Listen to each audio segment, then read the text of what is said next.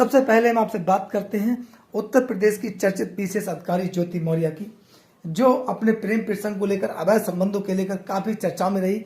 जैसे कि आरोप उनके पति आलोक मौर्य ने दोस्तों लगाए थे। आलोक मौर्य ने अपनी पत्नी पीसीएस अधिकारी ज्योति मौर्य पर पूर्व होमगार्ड कमांडेंट मनीष दुबे के साथ अवैध संबंध, अवैध प्रेम प्रसंग का आरोप लगाया और तमाम ज्योति मौर्य पर गंभीर आरोप लगाए। वहीं अवैध धन वसूली का आरोप और 33 करोड़ के अवैध लेन देन का आरोप और 33 करोड़ की डायरी का जिक्र किया था, उस पर भ्रष्टाचार का गंभीर आरोप लगाया था दोस्तों। लेकिन इसमें ही एक कड़ी है, उत्तर प्रदेश के बरेली जिला के सेमीखेड़ा शुगर मिल में पीसीएस अधिकारी ज्योति मौर्य जीएम के पद पर तैनात थी और जीएम के पद पर जब वहां तैनात थी उस समय के वहां के कर्मचारी ज्योति मौर्य से असंतुष्ट थे और क्षेत्र के गन्ना किसान वह भी काफी असंतुष्ट थे। बार बार उच्च अधिकारियों के समक्ष ज्योति मौर्य के अगेंस्ट प्रार्थना पत्र दे रहे थे, लेकिन उनकी समस्या का निराकरण नहीं हो पा रहा था। और सेमीखेड़ा शुगर मिल के कर्मचारी जो थे वह भी ज्योति मौर्य से असंतुष्ट थे। इसके पीछे कारण क्या था? ज्योति मौर्य का सीधे सीधे अपने कर्मचारियों से संवाद न होना, ज्योति मौर्य का अपने कर्मचारियों से नहीं मिलना, ज्योति मौर्य के द्वारा अपने कर्मचारियों के प्रति सामान्य व्यवहार न रखना। इसी का मुख्य कारण यह हुआ कि चीनी मिल का प्रबंधन ठीक प्रकार से नहीं हो पाया और क्षेत्र के गन्ना किसान अपनी फसल यानी गन्ना की फसल को समय से पेराई के लिए उपलब्ध नहीं करा पाए, क्योंकि गन्ना किसानों को गन्ना समय से नहीं कट पाया और उनकी आने वाली फसल में उन्हें हानि हुई और गेहूं की बुवाई भी समय से ठीक से नहीं कर पाए। इसी के चलते क्षेत्र के गन्ना किसानों ने ज्योति मौर्य के खिलाफ मोर्चा खोला और वह जिलाधिकारी बरेली के समक्ष बार बार गए, उच्च अधिकारियों को प्रार्थना पत्र दिया।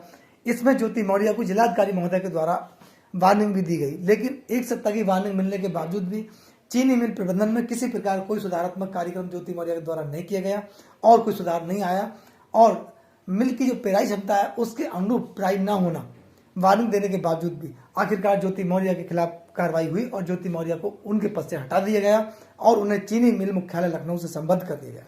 दोस्तों, आखिरकार ज्योति मौर्य का गन्ना किसानों से या फिर जो चीनी मिल के कर्मचारी थे उनसे असंतुष्टता क्यों थी? इसके पीछे कुछ लोगों का कहना यह है कि ज्योति मौर्य किसानों से नहीं मिलती थी, किसानों की समस्या को डायरेक्ट नहीं सुनती थी और चीनी मिल के जो कर्मचारी थे वह भी इसी कारण से असंतुष्ट थे, परेशान थे। ज्योति मौर्य किसी को भी अधिकांश समय में अपने निजी कामों में व्यस्त रहती थी और किसान की समस्याओं को दरकिनार करते हुए जो चीनी मिल के कर्मचारी थे उनसे भी मिलने से गुरेज करती थी। उनकी समस्या किसी अन्य व्यक्तियों के द्वारा सुनी जाती थी। दोस्तों, जब एक परिवार के मुखिया का आपसी संवाद परिवार के अन्य सदस्यों से समाप्त हो जाए और अन्य सदस्यों की बात सीधे सीधे मुखिया के पास न पहुंचे, मुखिया उन सदस्यों की समस्या का समाधान न कर पाए, तब वह परिवार विखंडित होता है। ऐसा ही चीनी मिल प्रबंधन के साथ हुआ, क्योंकि ज्योति मौर्य के द्वारा आपसी संवाद समाप्त हो गया। किसी थर्ड व्यक्ति के द्वारा ज्योति मौर्य चीनी मिल के कर्मचारियों की समस्या को सुनती थी, जिनका निराकरण सही समय पर सही प्रकार से नहीं हो पाया। ज्योति मौर्य के पति आलोक मौर्य ने ही यही गंभीर आरोप लगाए थे कि ज्योति मौर्य अधिकारियों को बताए बिना अपनी ड्यूटी से नदारद रहती थी और वह लीगल छुट्टी पर नहीं होती थी। यही आरोप मनीष दुबे पर लगे थे और इन्होंने अपने पद का दुरुपयोग किया। कुछ लोगों का कहना है कि मनीष दुबे ज्योति मौर्य के पास सेमीखेड़ा शुगर मिल में भी आते थे, ऐसा वहां के लोकल कर्मचारियों ने भी बताया। लोगों का कहना है कि मनीष दुबे की मुलाकात ज्योति मौर्य से सेमीखेड़ा शुगर मिल पे भी होती थी, यानी कि आलोक मौर्य ने भी एक गंभीर आरोप लगाया था कि ज्योति मौर्य के सरकारी आवास पर सेमीखेड़ा शुगर मिल में मनीष दुबे का आना जाना था और मनीष दुबे भी अपनी ड्यूटी पर रहते हुए इस प्रकार के काम को अंजाम देते थे। दोस्तों, एक अधिकारी जो संवैधानिक पद पर बैठा हो और जिस पर इस प्रकार के गंभीर आरोप लगे, वह समाज, देश और जनता के लिए हितप्रद नहीं हो सकते।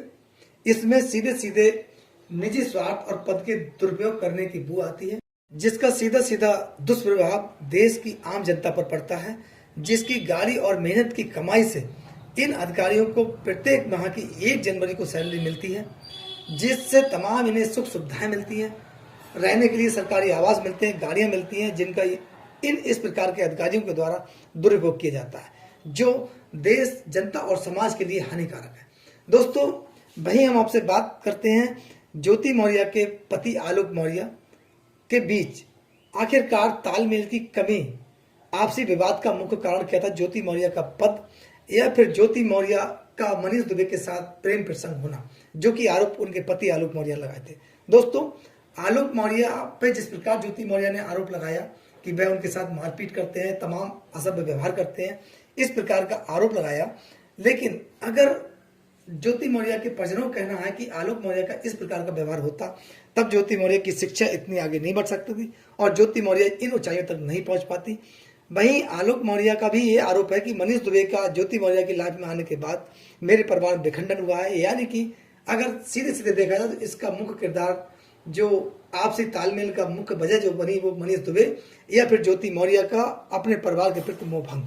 दोस्तों, आगे हम बात करते हैं दिल्ली के सीएम अरविंद केजरीवाल की। आपने एक अरविंद केजरीवाल की फोटो देखी होगी, जो सरदार भगत सिंह और बाबा साहब भीमराव अंबेडकर के बीच में लगी है और अरविंद केजरीवाल जेल की सलाखों के पीछे है।